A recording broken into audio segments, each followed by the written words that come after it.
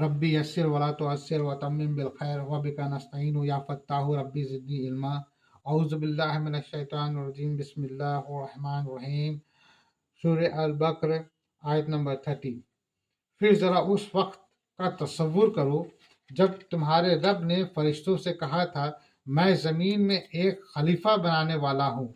उन्होंने अर्ज़ किया, क्या आप ज़मीन में किसी ऐसे को मुकर्रर करने वाले हैं जो उसके इंतज़ाम को बिगाड़ देगा और खून रेज़ा करेगा।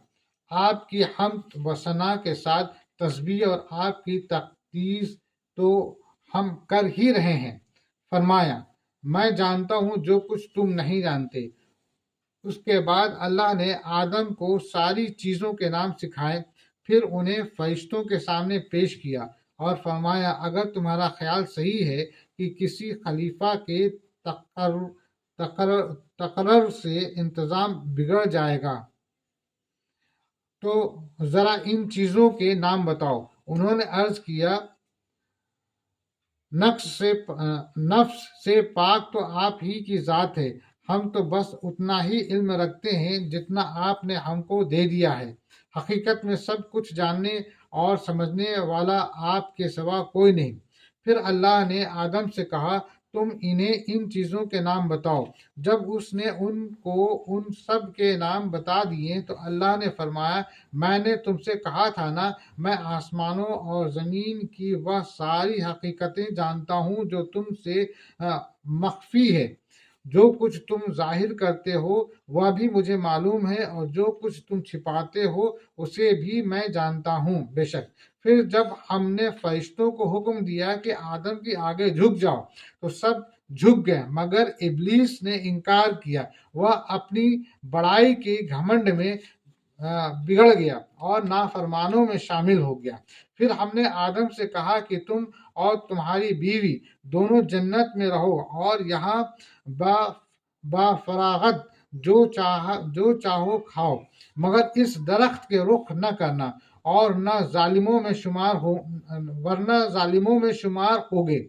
आखिरकार शैतान ने उन दोनों को उस दरख्त के तरगीब देकर हमारे हुक्म की पैरवी से हटा दिया और उन्हें उस हालत से निकलवा कर छोड़ा जिसमें वह थे।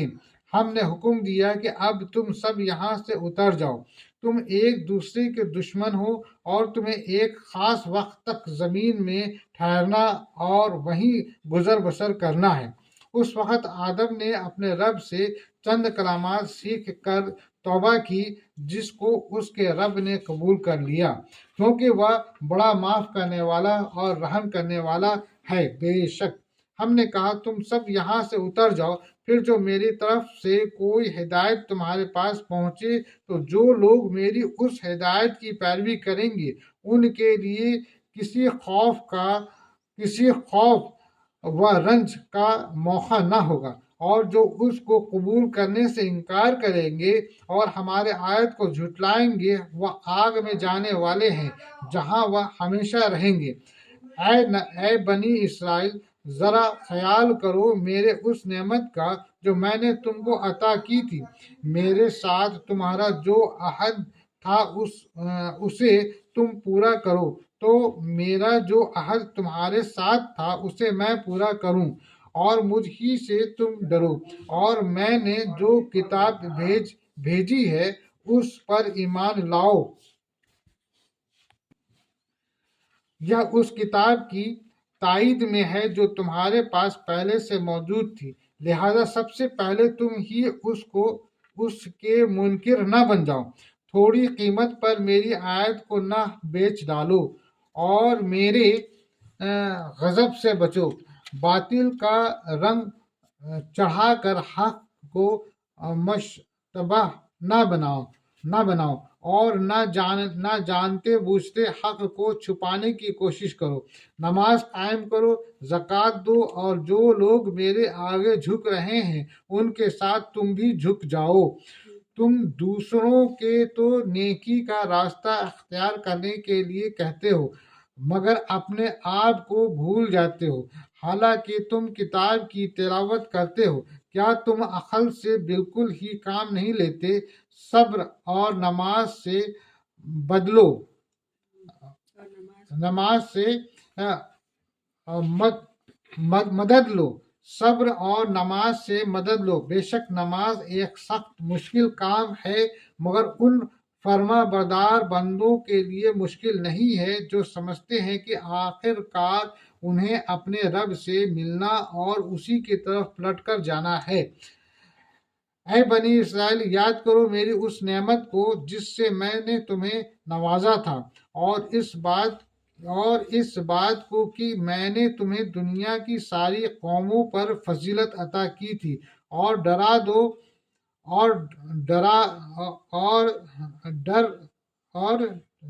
دو اس دن سے جب کوئی کسی کا ذرا کام نہ آئے گا، نہ کسی کی طرف سے سفارش قبول ہوگی، نہ کسی کو فدیہ لے کر چھوڑا جائے گا، اور نہ مجرموں کو کہیں سے مدد مل سکے گی۔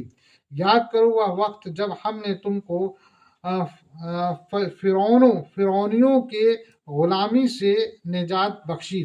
انہوں نے تمہیں سخت عذاب میں مبتلا کر رکھا تھا، تمہارے لڑکوں کو ذبح کرتے تھے اور تمہاری لڑکیوں کو زندہ رہنے دیتے تھے، اور اس حالت میں تمہارے رب کی طرف سے تمہاری بڑی آزمائش تھی۔ یاد کرو وہ وقت جب ہم نے سمندر پھاڑ کر تمہارے لیے راستہ بنایا، پھر اس میں سے تمہیں بخیریت گزار دیا، پھر وہی تمہارے آنکھوں کے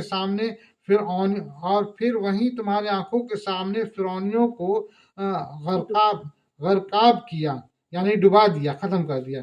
یاد کرو جب ہم نے موسیٰ علیہ السلام کو 40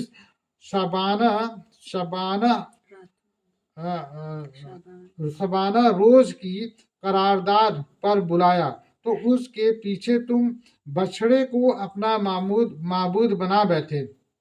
اس وقت تم نے بڑی زیادتی کی تھی، مگر اس پر بھی ہم نے تمہیں معاف کر دیا کہ شاید اب تم شکر گزار بنو۔ یاد کرو کہ ٹھیک اس وقت جب تم ظلم کر رہے تھے، ہم نے موسیٰ علیہ السلام کو کتاب اور فرقان عطا کی تاکہ تم اس کے ذریعے سے سیدھے راستے پا سکو۔ یاد کرو جب موسیٰ علیہ السلام یہ نعمت لیے ہوئے پلٹا تو اس نے اپنے قوم سے کہا کہ لوگوں، تم نے بچھڑے کو معبود بنا کر اپنے اوپر سخت ظلم کیا ہے، لہذا تم لوگ اپنے خالق کی حضور توبہ کرو اور اپنے جانوں کو ہلاک کرو، اس میں تمہارے خالق کی نزدیک تمہاری بہتری ہے۔ اس وقت تمہارے خالق نے تمہاری توبہ قبول کر لی کہ وہ بڑا معاف کرنے والا اور رحم فرمانے والا ہے۔ بے شک یاد کرو جب تم نے موسیٰ علیہ السلام سے کہا تھا کہ ہم تمہارے کہنے کا ہرگز یقین نہ کریں گے جب تک کہ اپنی آنکھوں سے اعلانیہ خدا کو تم سے کلام کرتے نہ دیکھ لیں۔ اس وقت تمہارے دیکھتے دیکھتے ایک زبردست کڑاکے نے تم کو آ لیا، تم بے جان ہو کر گر چکے تھے، مگر پھر ہم نے تم کو جلا اٹھایا، شاید کہ اس احسان کے بعد تم شکر گزار بن جاؤ۔ ہم نے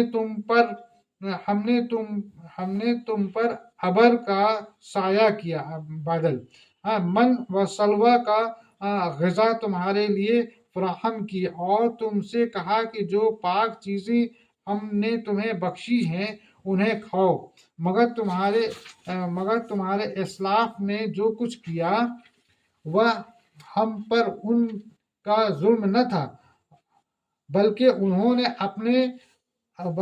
نے آپ اپنے ہی اوپر ظلم کیا۔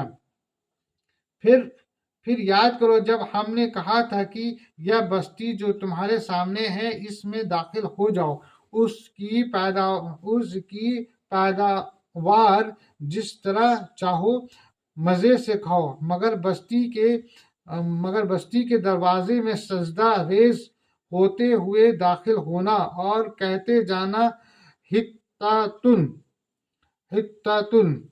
ہم تمہارے خطاؤں سے درگزر کریں گے اور نیکوکاروں کو مزید فضل و کرم سے نوازیں گے، مگر جو بات ان سے کہی گئی تھی ظالموں نے اسے بدل کر کچھ اور کر دیا۔ آخر کار ہم نے ظلم کرنے والوں پر آسمان سے عذاب نازل کیا، یہ سزا تھی ان نافرمانیوں کی جو وہ کر رہے تھے۔